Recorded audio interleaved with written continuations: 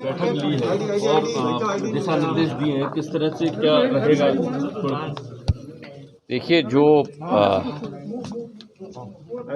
आपदा आई है हमारे पूरे ग्वालियर चंबल संभाग पर,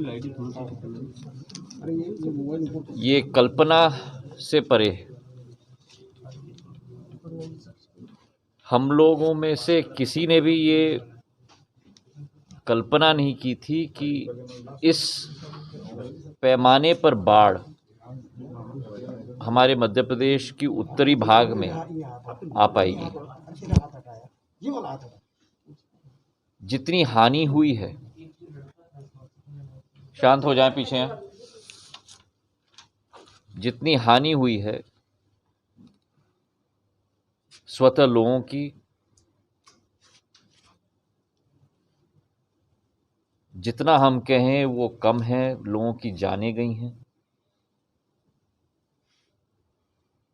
माल हानि हुई है, घर की हानि हुई है, फसल की हानि हुई है, पशु की हानि हुई है। और जो दृश्य हमने देखे हैं, हमारी पूरी कोशिश रही है केंद्र और राज्य सरकार दोनों मिलकर एकजुट होकर जनता की सेवा में लगें। इस संकट के समय में समाधान निकालें, लोगों की जान बचाएं। और जिस तरीके से प्रशासन ने, सरकार ने, शिवराज सिंह जी के नेतृत्व में हम सब लोगों ने संयुक्त रूप से कार्य करने की कोशिश की है और हज़ारों लोगों की जान आर्मी के द्वारा, बीएसएफ के द्वारा, स्टेट डिज़ास्टर रिलीफ फोर्स के द्वारा, केंद्र डिज़ास्टर रिलीफ फोर्स के द्वारा, वायु सेना के द्वारा बचाई गई है। पर अभी भी मैं आप सब लोगों के द्वारा मेरे क्षेत्र की जनता को भी मैं सतर्क रखना चाहता हूं। अभी भी संकट का समय समाप्त नहीं हुआ है। जो सूचना मैंने देखी है, जो बांधों की स्थिति है, जहां पानी ऊपरी स्तर तक आ चुका है, मौसम का आकलन भी हम लोग कर रहे हैं और अभी भी हमें सतर्क रहने की ज़रूरत है। मैंने प्रशासन के साथ बैठकर वर्तमान का, अगले 72 घंटों का और उसके बाद जो नुकसान का जायज़ा भी लेना है, उसकी पूरी प्रक्रिया पर विस्तृत रूप से आज चर्चा की है।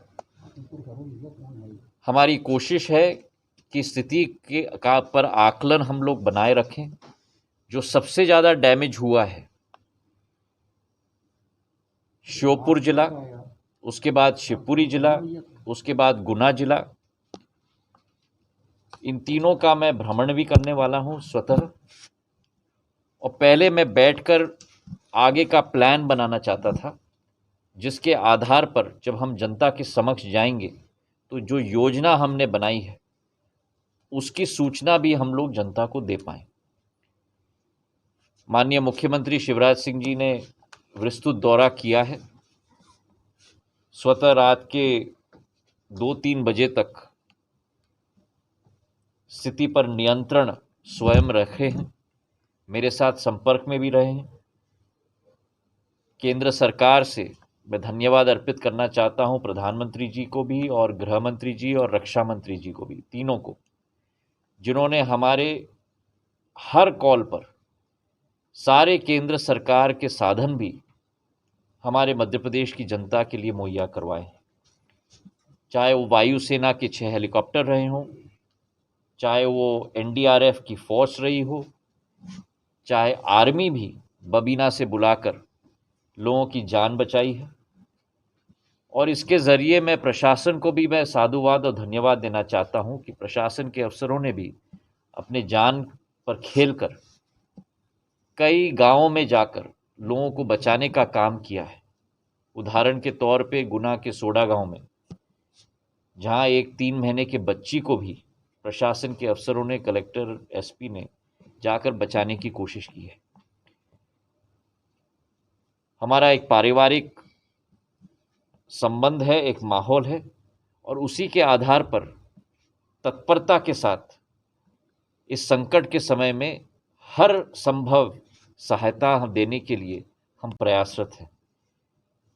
और इसलिए रात के 12 साढ़े 12 बजे भी ये बैठक मैंने ली है और कल मेरी विस्तृत 6 जिलों का दौरा है।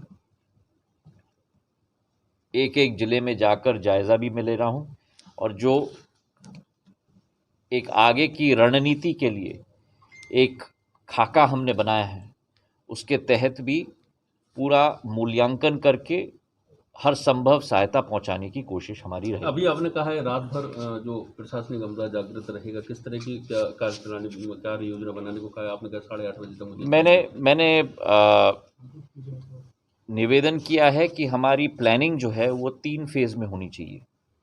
पहली फेज़ वर्तमान के लिए, जहां हर नदी और हर बांध की पानी का स्तर हमें मॉनिटर करना होगा और पानी के स्तर को मॉनिटर करते हुए जो हमारा मौसम विभाग है उनका जो अनुमान है अगले 48 घंटे 72 घंटे के लिए कहाँ ज़्यादा से ज़्यादा वर्षा होगी उसकी मैपिंग वर्तमान के बांध की स्थितियों के साथ हमें करना होगा, वर्तमान के नदियों की स्थिति के साथ हमें करना होगा और उसके आधार पर सबसे ज़्यादा प्राथमिकता वहाँ देनी होगी जहाँ बांध या नदी भी उच्च स्तर तक पहुँच चुकी हो और अनुमान भी है अगले 48 या 72 घंटे में वहाँ ज़्यादा वर्षा होने वाली है।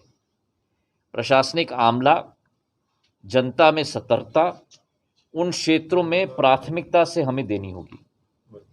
दूसरा भाग है कि वर्तमान में जो लोग बेघर हो चुके हैं, जो लोगों के पास अन्न नहीं है, जिन लोगों को राहत पहुंचाने की ज़रूरत है, उन लोगों के लिए प्राथमिकता जो रिलीफ कैंप्स हमने लगवाई हैं उन रिलीफ कैंप में उनको अन्न पहुंचाना, भोजन पहुंचाना, उनका घर बनवाना और उसी के साथ उनका स्वास्थ्य का चेकअप भी करवाना, क्योंकि विश्व भर में ये रेखांकित किया गया है कि बाढ़ के बाद स्वास्थ्य की कठिनाइयाँ और बढ़ती हैं, तो मेडिकल कैंप्स भी हमारी लगनी चाहिए। और तीसरा भाग है, आखिरी भाग प्राथमिकता में, कि मूल्यांकन भी करना, एक तो प्रशासनिक जो क्षति हुई है और व्यक्तिगत क्षति भी हुई है और दोनों के लिए क्या हम लोगों का समाधान है, ताकि जो मुख्यमंत्री जी द्वारा और प्रदेश शासन के द्वारा भी और केंद्र सरकार से भी गृह मंत्री जी ने कहा है कि जो भी सहायता की ज़रूरत होगी हम लोग दिलवाएंगे, कि जिनका व्यक्तिगत क्षति हो उनकी क्षति की भरपाई कुछ हद तक भी हम लोग कोशिश करेंगे। आज मुख्यमंत्री जी ने कई श्रेणियों में पशुओं के लिए अलग राशि, घर के लिए अलग राशि 1,20,000 तक, मनरेगा के द्वारा घरों के मरम्मत करने के लिए भी प्राथमिकता दी जाएगी, इसकी भी घोषणा की है। बर्तन और घर के चीज़ों के लिए भी राशि का आवंटन किया है, घरों के लिए आवंटन किया है, अन्न की प्राथमिकता और अन्न का प्रावधान के लिए भी घोषणा की गई है 50 किलो की। तो हमारी एक सोच विचारधारा है कि इस संकट के समय में हम लोग जनता के साथ खड़े हैं। मध्य प्रदेश सरकार आपकी सेवा की सरकार है, जनता की सेवा की सरकार है और जनता के पैरों पर बैठकर उनकी सेवा करने के लिए तत्पर खड़ी हुई है और हम सब इसी संकल्प के साथ आगे बढ़ रहे हैं कि इस संकट से भी, पहला कोरोना का संकट आया, अब बाढ़ का संकट आया, और दोनों संकटों पर विजय जनता और हम साथ में मिलकर पाएंगे, इसका हमें पूरा विश्वास है। नीरज चोपड़ा ने गोल्ड जीता है, किस तरह से आप बधाई देंगे? नीरज चोपड़ा जी ने जो एक स्वर्ण पदक स्वयं के लिए केवल नहीं लेकिन भारत का गौरव बढ़ाया है, हम लोगों के दिल और शीश विश्व भर में एक नए ऊंचाई तक पहुंचाने में सफल हुए हैं। मैं उनको दिल के गहराइयों से बधाई देना चाहता हूं। हरियाणा से आते हैं, जो उन्होंने मेहनत मशक्क़त की है अपनी ज़िंदगी में और भारत का तिरंगा झंडा को उन्होंने ऊंचाई पर पहुंचाया है। दिल के गहराइयों से मैं उनको बधाई देना हमारे चाहता तो हूँ। ग्वालियर से जयपुर के लिए भी फ्लाइट शुरू हो रही है। हाँ, और किस तरह से सौगात ग्वालियर फ्लाइट को लेकर